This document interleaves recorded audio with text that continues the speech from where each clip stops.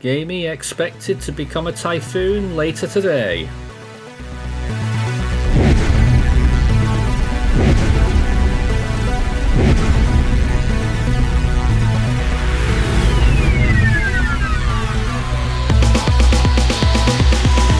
Potent tropical storm that we've been watching is continuing here and is starting to look even better today, with an established outflow starting to appear on the storm and a central core which is still fighting off some wind shear, but it is overall getting much better over time.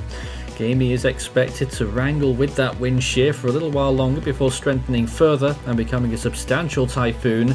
It currently has winds of 65 miles per hour, estimated pressure 989 millibars, moving north-northwest at 7 miles per hour. Quite slow right now, but we expect it will speed up a little bit more later on. Lots of heavy rain for the Philippines right now in association with this storm named Carina locally. Here it is, currently at 73 north, 125.0 degrees east. Already getting a sizable wind field, although we expect it will increase in size quite a bit as it continues northwards. Currently 274 kilometers from Palanan, 326 from Santa Ana, 470 from Basco, 787 from Ishigaki, and 926 from Taipei, Taiwan. There are Signal 1 warnings in effect for the northeastern coastal regions of Luzon, in northeastern Isabela province, and in Cagayan. Those warnings could be extended onto the northern islands later on in the day today, and maybe perhaps after that as well. Well, of course we've got a considerable rain threat, but we are most concerned for flash flooding. Torrential rainfall expected for parts of Luzon and Taiwan, with accumulations of 900 millimeters possible in some areas or more. Storm conditions, of course, are expected over a wide area as a potential typhoon expands and could reach all of Taiwan later in the week, and a major typhoon landfall cannot be ruled out, although the direction of the storm is still under a bit of disrepute as we watch this forecast. Over the next few days, we're showing the ensemble mean right now, but the latest GFS model has it swinging left turn there into Taiwan and then on towards China. But the ensemble mean still has it moving in a generally straight direction northwestwards into China, not far from Shanghai, and then recurving off towards the northeast. So we do have two schools of thought here. It could still go as far east as Korea, and it could still meander straight into the coast of Taiwan and continue westwards. So a difficult forecast. 65 miles per hour right now. JMA have already called it a typhoon, remarkably. Maybe they're onto something. JTWC's last update was also 65 miles per hour, with another update expected fairly shortly after our update here. ADT values, though, still struggling at only around 57 miles per hour. There's a look at those tropical cyclone wind signals. Signal 1 for those areas of the Philippines right now, a small part of northeastern Luzon. And we'll throw in one of our automated stream graphics. We do have a stream running right now, 24/7 cyclone tracker, and it shows the wind estimates, wind speed probabilities I should say, currently giving an 86% chance for the eastern part of the Miyakojima Islands. And that's as of this morning. Maybe those percentages a little bit low on the southern side of Taiwan, I would think there as well, and those chances may be on the increase.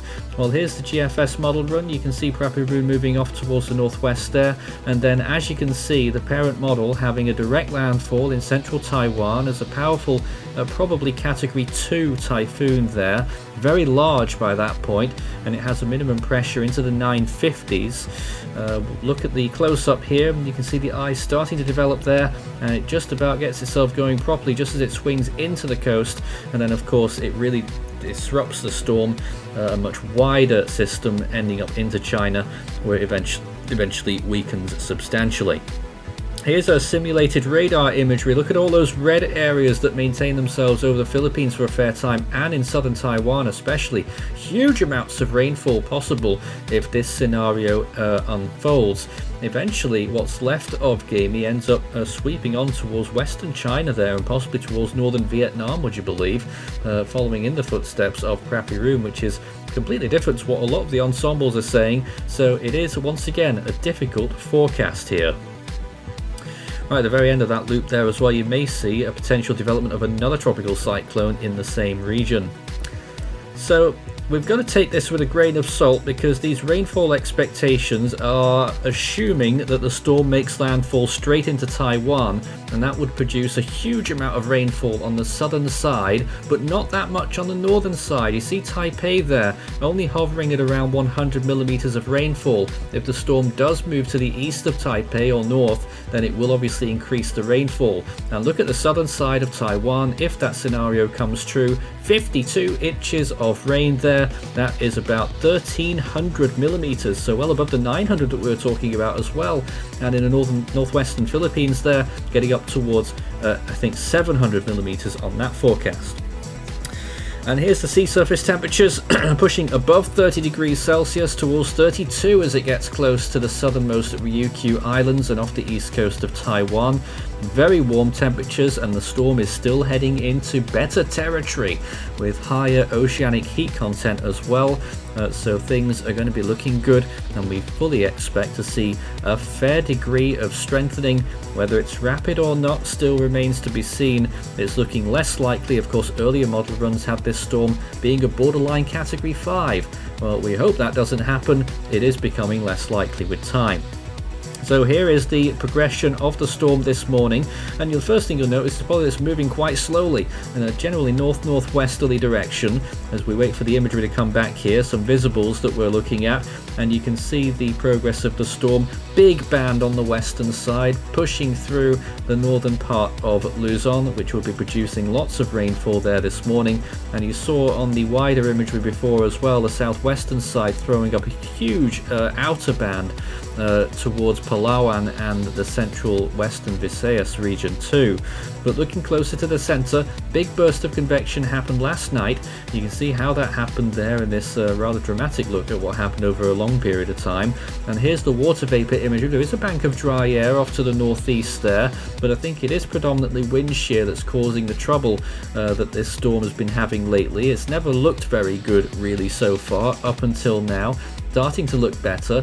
One or two false alarms about it possibly having an eye forming, but underneath all of that, high cloud tops. At this point, we probably are seeing the construction of somewhat of an eye wall.